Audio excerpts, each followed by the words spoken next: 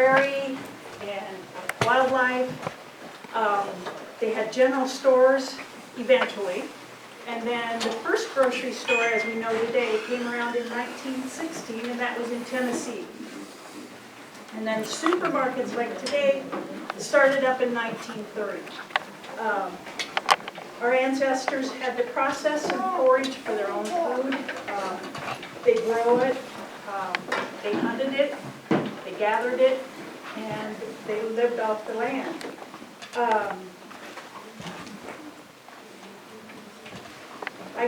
What I brought today is weeds that are fairly easy to identify. So, you know, you can kind of gauge it by that, because some of them have toxic lookalikes, so you have to be careful of what you do. And what I brought, I think is pretty easy to identify. I'm no expert. This has been a hobby of mine for years. I started out with a friend, learned from her, and then I've been to other classes in the state of Iowa, around Iowa. I hope to eventually go up to the Great Lakes and do some foraging up there and learn from those people and new things. I learn something new every year that's edible. Like last year I learned that hollyhocks are edible and Dame's rocket is edible. I had no idea that hollyhocks were edible. So I love to learn new things, and that's part of why I do this, is I'm always looking for something new. I haven't really got into medicinal parts of this. I guess it's because I like to eat. So I just did. When harvesting, you need to be aware of where you're at. You don't want like polluted ditches or parking lots, something like that. You want to make sure that it's clean, you know, and not contaminated with oil and exhaust. And harvest sustainably. I think people think that foragers take more than we should, and most of us do not. We take what we can use or share, and then we leave the rest for our pollinators. You know, like milkweeds. I eat the buds. I eat the blooms. Well, I usually make like lemonade with the blooms. And I eat the pods. And I brought some pickled pods too. I'm not a good pickler. I'm not a good bread maker. If anybody here knows how to do that, coach me.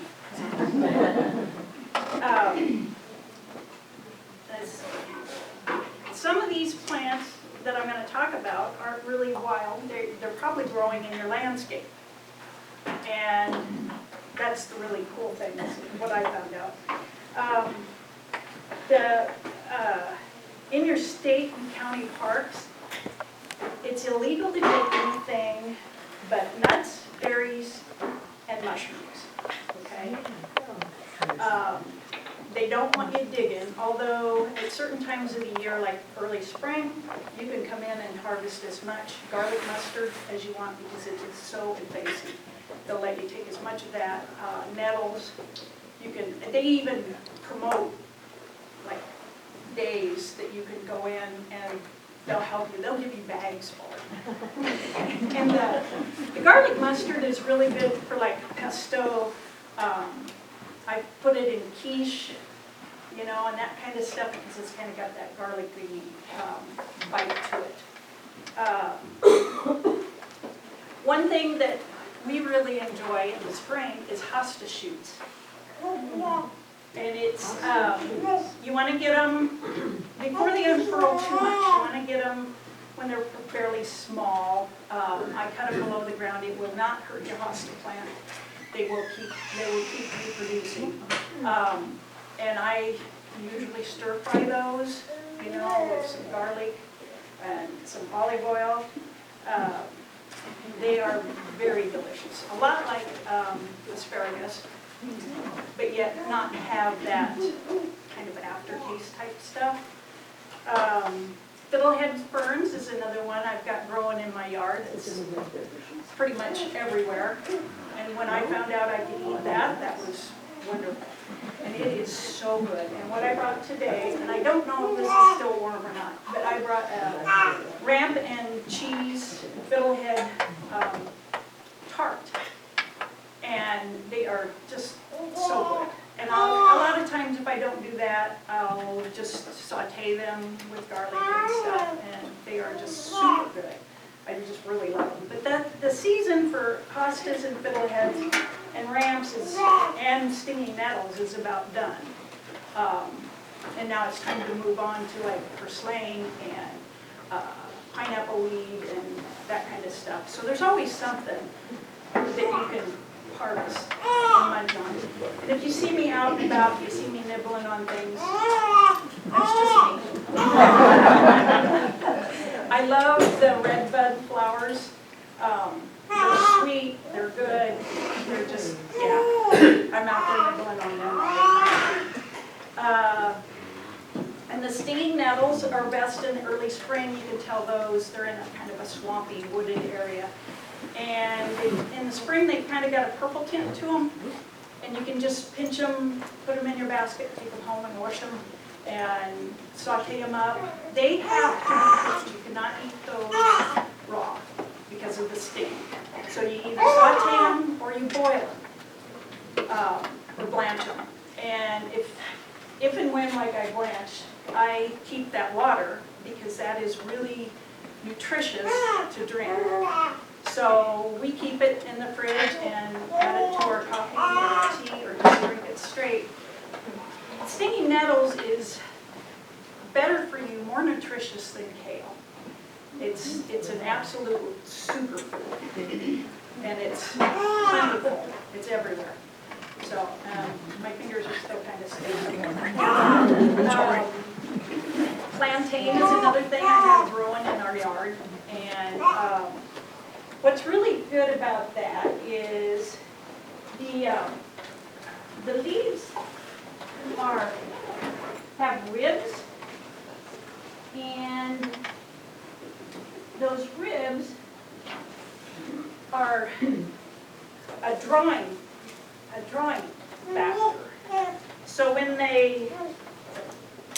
you eat these, you can eat these raw, you can eat them with your salad, you can eat them any way you want to. You can saute them. They're good in like Chinese.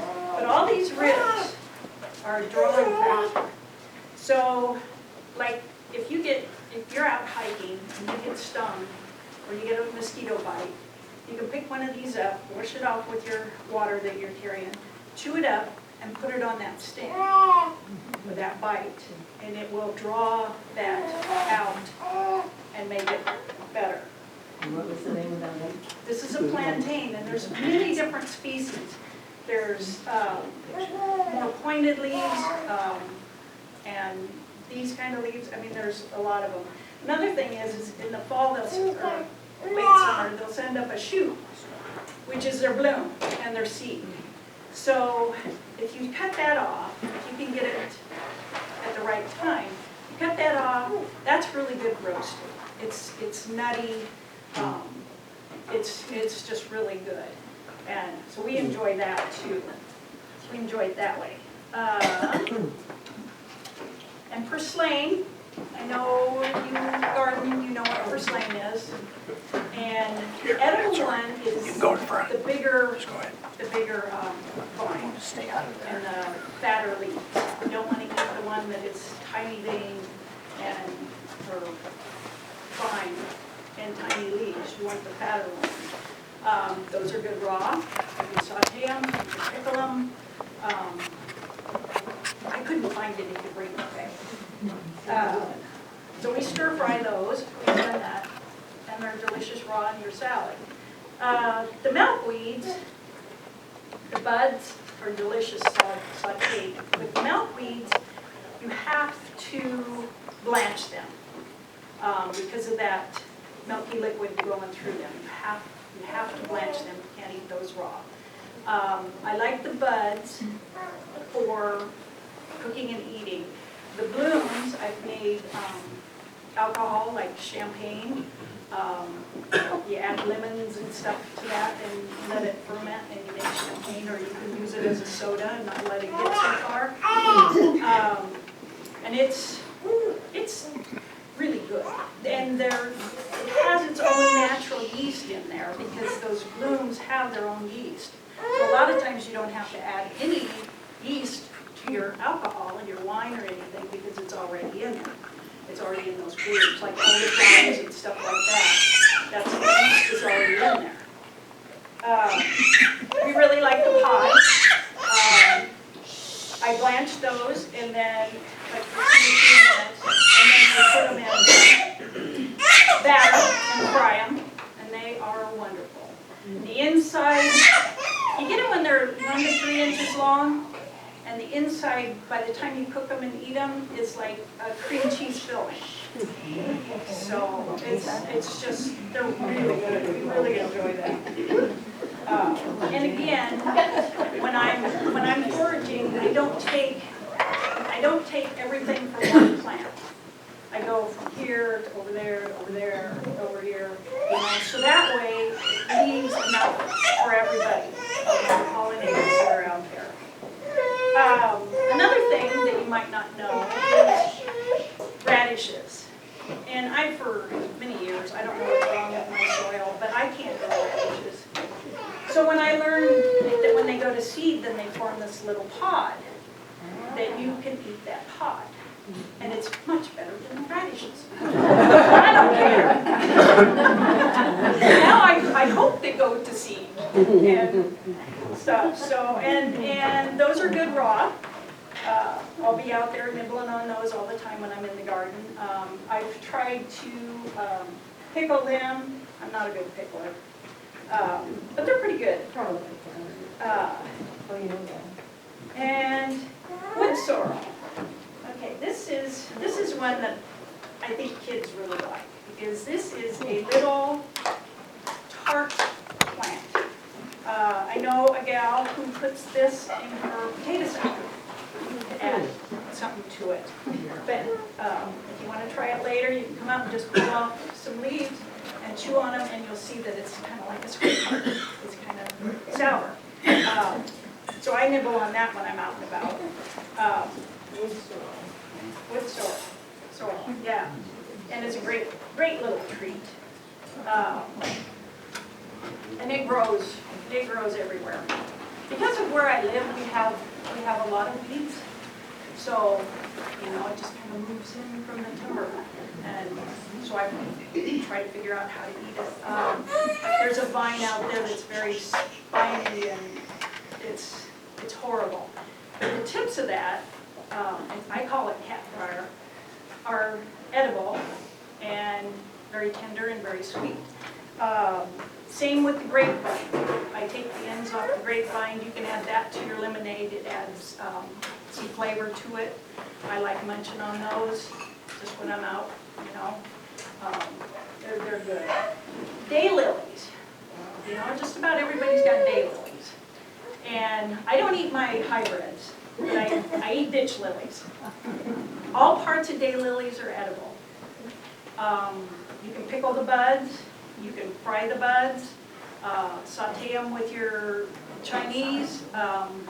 We like the open blooms. I take the open blooms and I take the center part out, those stamens, I think is what it's called. And then roll them in flour and put them in oil and fry them. And why not the hybrids? How is there a difference? Because I paid too much money.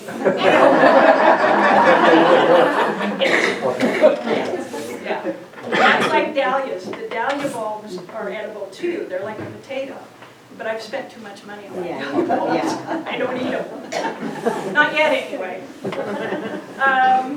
And chickweed, I got that in abundance. That's good just on your salads. It's like, at my house it's like creeping Charlie. It's everywhere. And you really have to pull it out and everything. But that's pretty good to eat too. Just raw. Jewelweed. This isn't very big because it's just starting to come up. But this this little guy is pretty funny because when it blooms and it's starting to go to seed, that yellow bloom is edible and you can just take it right off the plant. But if you're there too late, that bloom, you go to touch it and it will just shoot seeds. Yeah, it's just amazing. But most people, when they get into poison ivy, they go to the medicine cabinet. I go to the ditch and I get these. They have a juicy inside, and you put that on your poison ivy and it'll clear it out. So I value these very much. But they're not edible except for the bloom. What's that called? Jewelweed. Yeah. And then I brought some cleavers. This is, everybody probably knows what this is. If you're walking through the timber or a tall grassy area and this stuff sticks to you. What is it? Sticky. Sticky weed. Yep, sticky weed. What is it? Something straw. Yeah, it's got a lot of names. Anyway, this is edible too, in its younger stages. What a friend of mine does is she gathers sackfuls of this stuff.